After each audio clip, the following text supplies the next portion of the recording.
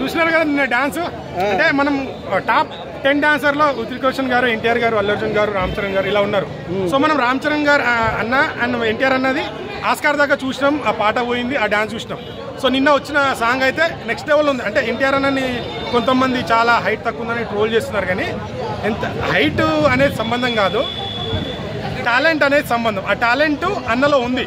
అంటే హిందీలో ఇప్పుడు స్ట్రైట్ మూవీ, ఇప్పుడు యంగ్ హీరోస్లో స్ట్రైట్ మూవీ చేసింది అంటే ఎన్టీఆర్ అన్న ఇప్పుడు హృతిక్ రోషన్తో. సో దీనికి ఎక్స్పెక్టేషన్ పెరగడానికి యాక్షన్ సీన్స్, డైలాగ్స్ ఇవన్నీ చూడని యాక్టింగ్ కాదు, చూడని సీక్వెన్స్ కాదు, కానీ ఎన్టీఆర్ అన్న అక్కడ కొలాబ్ అయ్యారు కదా.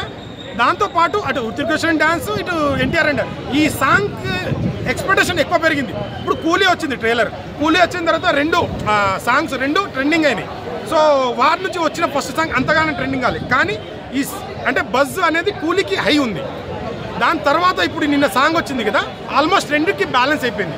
సో దీంట్లో నాగార్జున గారు ఉన్నారు. నాగార్జున గారి కెరియర్లో చెయ్యని యాక్టింగ్ దీంట్లో అంటే 7 టైమ్స్ చెప్పారంట.